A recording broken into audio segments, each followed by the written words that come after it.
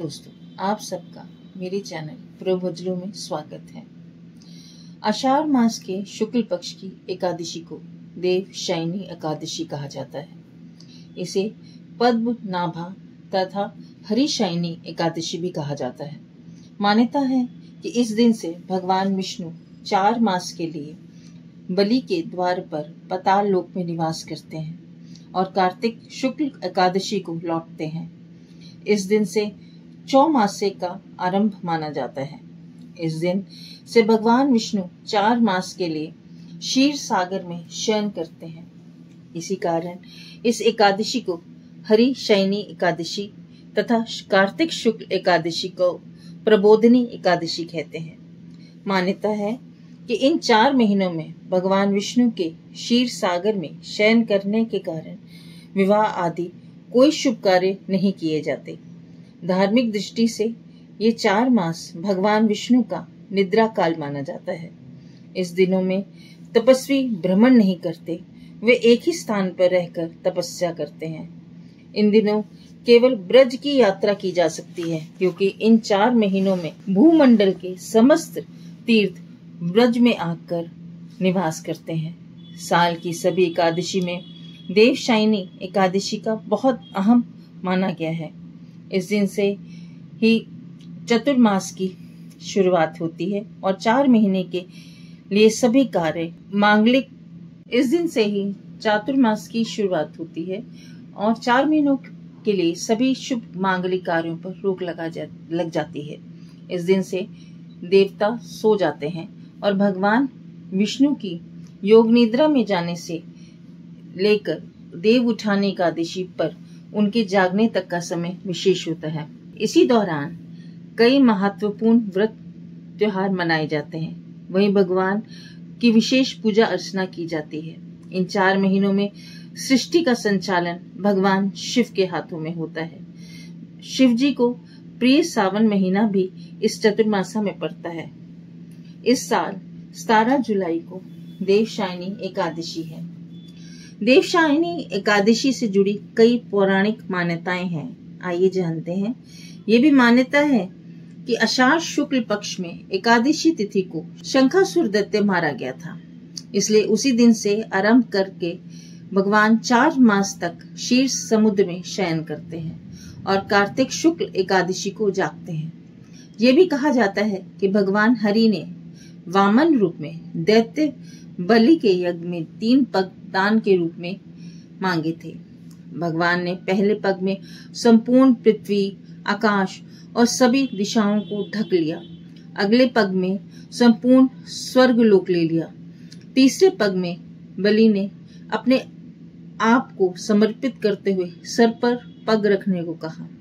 इस प्रकार के दान से भगवान बहुत प्रसन्न हुए और उसे पाताल लोक का अधिपति बना दिया और वर मांगने को कहा। बलि ने वर मांगते हुए कहा कि भगवान, आप मेरे महल में नित्य रहें।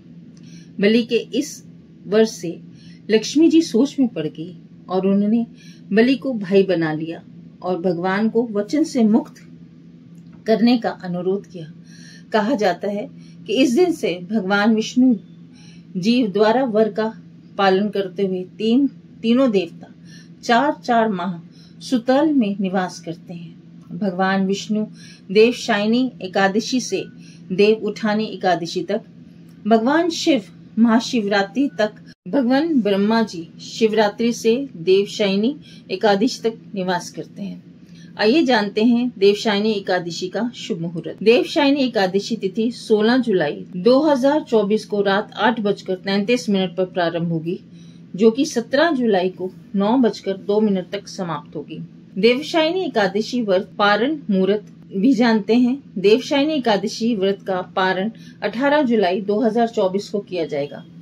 व्रत का शुभ मुहूर्त 18 जुलाई को सुबह 5:34 से सुबह 8:19 तक रहेगा। दोस्तों, आइए जानते हैं देवशयनी एकादशी की पूजा विधि। सुबह उठकर स्नान आदि से निवृत्त हो जाएं। घर के मंदिर में दीप प्रज्वलित करें। भगवान विष्णु का गंगा जल से अभिषेक करें। भगवान विष्णु को पुष्प और तुलसी दल अर्पित करें। अगर संभव हो इस दिन व्रत भी रखें। भगवान की आरती करें, भगवान को भोग लगाएं। भगवान विष्णु को पीला रंग बहुत प्रिय है, इसलिए एकादशी व्रत के दिन पूजा सामग्री में पीले पुष्प भगवान विष्णु को पीला रंग बहुत प्रिय है, इसलिए एकादशी व्रत के दिन पूजा सामग्री में पीले पुष्प, वस्त्र, फल, केला या आम, कलश व आम के पत्ते में जरूर रखें। पूजा की सामग्री में पान, लौंग, सुपारी, कपूर, पीला चंदन, अक्षत, पानी से भरा नारियल, पंचमेवा, कुमकुम, हल्दी, धूप, दीप, तिल, मिष्ठान, मौली इत्यादि आवश्यक रखें। विष्णु सहस्त्र नाम या विष्णु स्तोत्र का पाठ करें। इस दिन भगवान विष्णु के साथ माँ लक्ष्मी की भी पूजा करें। इस दिन भगवान का अधिक से अधिक ध्यान करें। आइए जो दोस्तों जानते हैं कथा। एक बार युधिष्ठिर ने भगवान श्री कृष्ण से आषाढ़ शुक्ल एकादशी की व्रत विधि और महत्व के बारे में बताने का अनुरोध किया। तब भगवान श्री कृष्ण ने कहा कि इस व्रत को देवशायनी एकादशी के नाम से जानते हैं। ये व्रत जीवों के उद्धार के लिए महत्वपूर्ण माना जाता है। जो इस व्रत को नहीं करता उसे नरक में स्थान मिलता है। ब्रह्मदेव ने नारद जी के इस व्रत के महत्व और विधि को बताया। वे तुमसे कहता हूँ। इसकी कथा कुछ इस प्रकार है। कथा के अनुसार एक समय में एक महान राजा मानदाता थे। वे बहुत ही दयालु थे। वो धार्मिक, प्रतापी और सत्यवादी थे। वे अपनी प्रजा को संतान की तरह रखते थे। उनके सुख और दुख का ध्यान रखते। उनके राज्य में सभी खुशहाल थे। एक बार ऐसा समय आया कि लगातार 3 साल तक बारिश नहीं हुई, जिसके कारण फसलें बर्बाद हो गई और अकाल पड़ गया। उनकी प्रजा त्राही त्राही करने लगी। एक दिन प्रजा ने राजा से गुहार लगाई, आप इस स्थिति में बाहर आने का कोई उपाय करें। राजा मानदाता भी परेशान हो गए। उनको ये देखा नहीं गया और वे सेना के साथ जंगल की ओर चल पड़े। वे काफी दिनों तक यात्रा करते रहे और तब जाकर वे ब्रह्मा जी के पुत्र अंगिरा ऋषि के आश्रम के पास पहुंचे। वे आश्रम के अंदर गए और अंगिरा ऋषि को प्रणाम किया। इस अंगिरा ऋषि ने उनसे आने का कारण पूछा।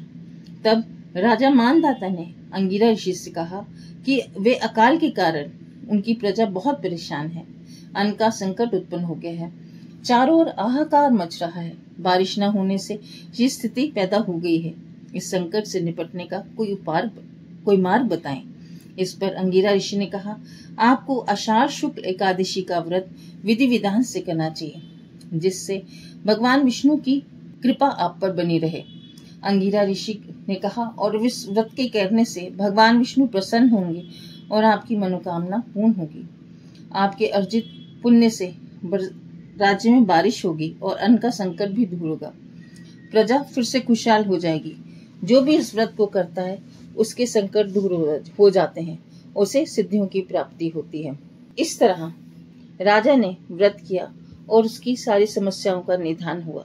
प्रभु विष्णु आप सब पर अपनी कृपा बनाए रखें। जय श्री राम।